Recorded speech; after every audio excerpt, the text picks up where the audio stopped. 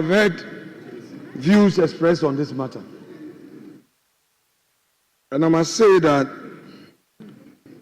today is another day of sadness for the politics of the country. Because a system has succeeded in setting us up to set ourselves apart. Mr. Speaker, let me give some few facts for the Hansard of this House. I had the privilege of chairing Ghana Water.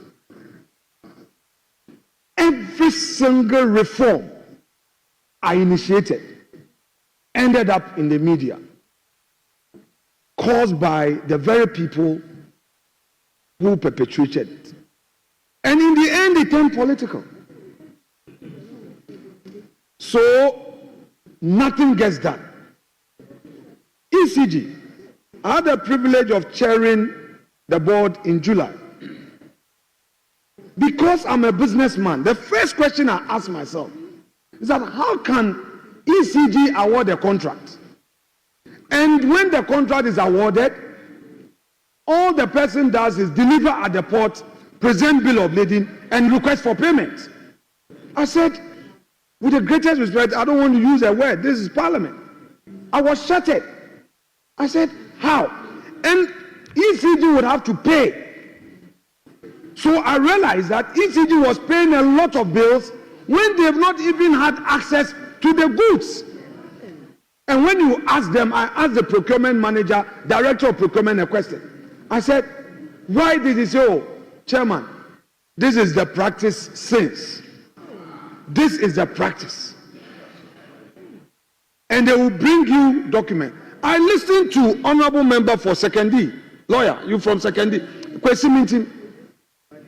And I am adopting his submissions as though they were mine.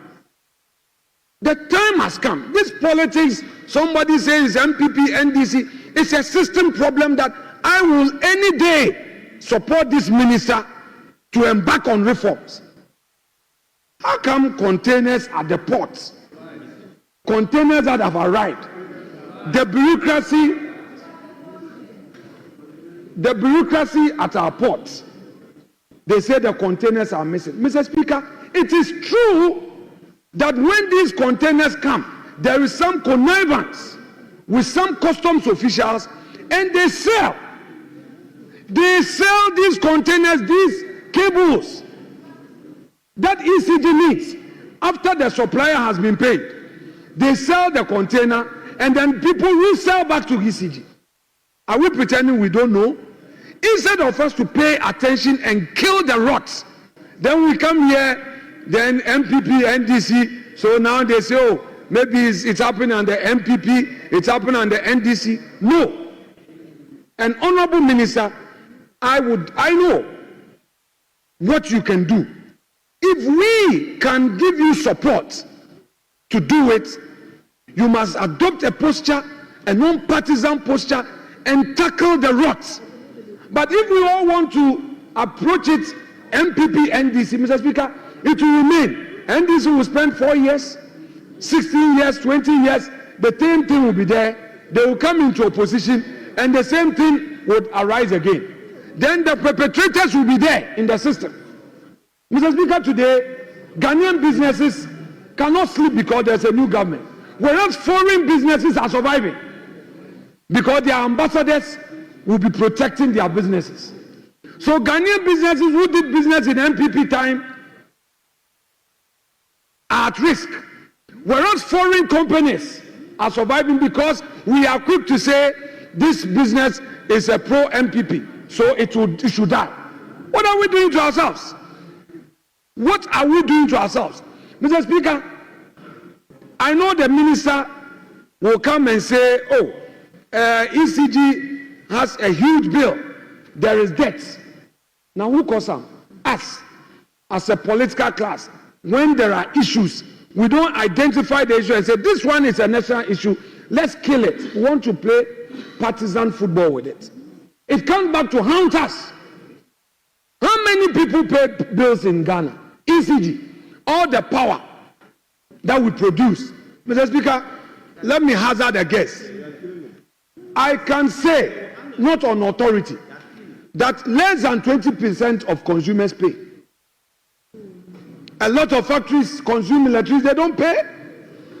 The prepaid is adjusted all over. At the end of the day, it becomes the debt of the state. These are things that if the minister comes and says, look, I am embarking on serious reforms, I will go all out to back him. Because if the nation fails, it affects all of us. And for MPP, NDC, we shouldn't be too comfortable with this democracy. With this day social media, the youths, they are so impatient that if we continue to play this game, they will be watching. We may be surprised. Let's be careful. Let us be careful as a political class. The issue at stake is scandalous, is serious, it's not MPP, NDC matter. All these public institutions, and sometimes some of the appointees of the previous government, you see them even saying that they are professionals. They were not MPP. Now they come here and then they are dining with you. You're also happy. When you lose power, they turn around and they do this and that and that. And then they are hitting our heads and we are here shouting. No. The public system, the public service structure, those SOEs, that government invests so much, every now and then, we have bureaucracies being established by law, and the state will give money. Look at the initiative, this Gold Board initiative. For all you know, government means well. But trust me, if in the enactment, we don't put in place the support systems, people will take the money and say, but I helped the NDC to come to power.